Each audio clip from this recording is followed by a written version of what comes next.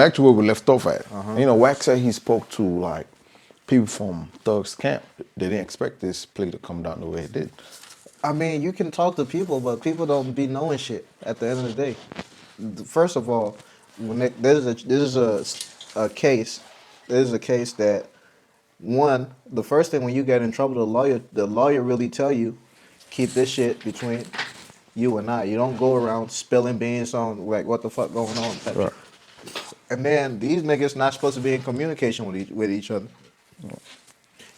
If we co-defendants, we can't be in communication with each other, type shit. So if we were in communication with each other, we have to communicate through our lawyers or through like back channels type shit. So the courts don't know. So I don't expect people in Thug's camp, even though I believe that's cap. Like people in Thug's camp, I don't expect them to know all the intricacies of the deal that's going on. And the shit is, with me, I look at patterns. I look at one, Gunna's not the first person. He's not the second person. He's not the third person. It's been like 5 people now who done came out and took the same plea, right? So until we see the final resolution of this shit, we can't really say, oh, Gunna is a snitch, or Gunna is this, and Gunna is that. And that might just be, that's a sweet deal they just got. You feel me? They ain't even been in jail for a year. Yeah. It was for 6 months. 6 months type shit. So Yeah, 6, 7 months. They got 2 for 1 on like, so they got time served. So he's already out. And then the rest of the shit is like, It's like suspended. a suspended type shit. Don't do anything stupid. Yeah, just chill out for, you know. So that might be a whole strategy behind the shit. That's why I think don't be so quick to start putting labels on these folks. Right. That's where I'm at with it. Because what if, let's say, like hypothetically, if the trial didn't really start maybe the next year or year and a half, you know, technically that would be, 3 years for Gunna. So what if he said, nah, I ain't testifying. I ain't taking nothing. Yeah. So I'm just in jail. Yeah, they just send him back to jail. And then there's money got to be made. Yeah. There's money out there. So we don't know who's going to take the fall. I don't know if somebody's going to take the fall. I don't know if they're all going to get out. Nobody knows the final outcome of the shit. So you can't, like I said, you can't go out and start saying this until we see the final outcome and we look at everything. And I'm able to change my mind when it comes to the shit. When it comes out that it goes against the grain of what it is or your people's, then yeah, you can start putting the label. But until then, chill out. Like there's nothing. Taking a plea is not snitching. Well, that means you talk to him, a lot. Taking a plea means you negotiated something to get your freedom. Okay.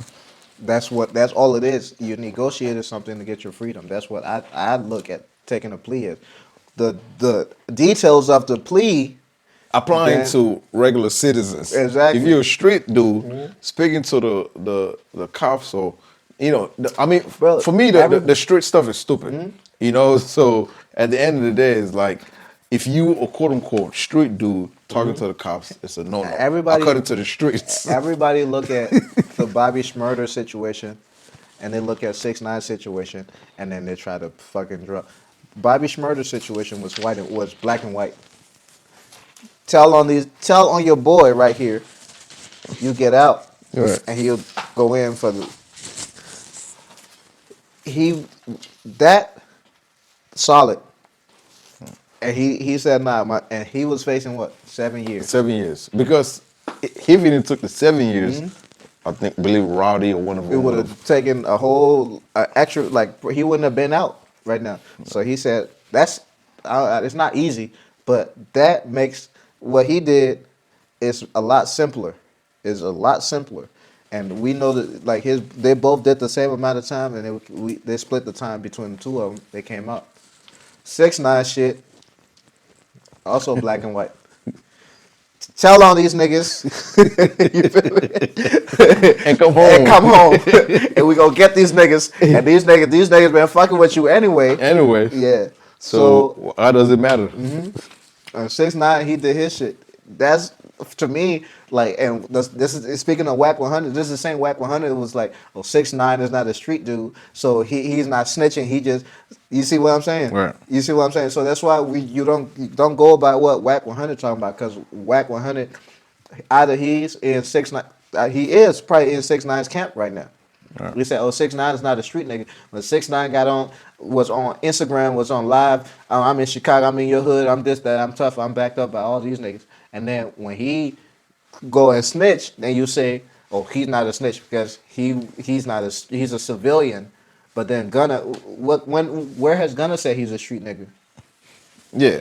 In what music has Gunna said anything about I'm doing this, I'm doing that, I'm doing feel me? That's a double standard. You see, well, you're right. So like, I mean, we all know looking at Gunna, he's not like a strict dude, but he raps about it, and you know, and being with Thug alone, that alone like uphold you to one of the, you know what I mean? So what is being 6ix9ine being with Shotty and them? Treyway, yeah, and them? What does that label him as? You see what I'm saying? Yeah. He was talking that gangster shit. So how does 6ix9ine go and talk all that gangster shit, and then Whack 100, he's not a street nigga? Who? Whack 100 said 6ix9ine's not a street nigga. 6ix9ine not a street dude, right? So technically it's not snitching. But now Gunna is a street nigga, so he's snitching. That's a double standard. That's why I'm not following what Whack 100 talking about. Okay, because some might argue too. What's your perspective on this too? Like at the end of the day, it's like, you know, most people actually would snitch. You know, there are celebrities, countless of rappers who actually snitch, but it's not really known. So I believe what 6ix9ine was trying to point out is if you're being like given time, saying X amount of years, you know, like, it sounds good saying, yeah, I ain't never gonna tell, I ain't never gonna whatever, until you're in that situation, what are you gonna do? You know? So it's always kind of interesting. With me, the situation depends on the situation. And I'm not saying 6ix9ine did anything wrong. Right. He was looking at his freedom. He was looking like, oh, these niggas gonna fuck my bitch while I'm in jail and shit, my daughter, this, that. You gotta do what you gotta do. I'm not calling nobody a snitch in any of this situation.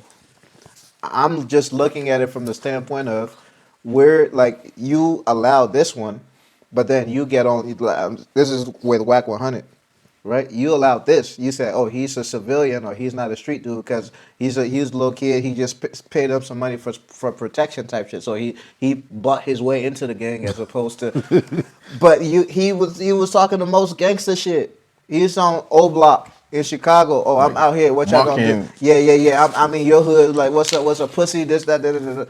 That's gangster shit. You feel me? Yeah. He's rap gangster shit. So then you allow it. You give him the pass. So I feel like it's okay to keep. Okay. So guess what? That's a double standard. That's why I can't. And who made Whack 100 the prophet for the streets? For the streets, okay. He's not. He's a nigga who might say he's telling the truth. He's not. Okay. You feel me? That's where I'm at when it comes to Whack 100 and all this shit. Is I look at it from this perspective of niggas, everybody as humans, which is not right or wrong. As humans, we all have biases. Everybody can be bought. Don't get shit twisted. Everybody can get on and speak on whatever when they get some check from somewhere. Whack 100 was getting paid by 6ix9ine is there. So if he gets on now, he said, oh, Gunna, he spoke to it. And I don't believe that, to be honest with you. Okay. Niggas say things for clout. Shout out Migos, rest in peace, Takeoff. You feel me?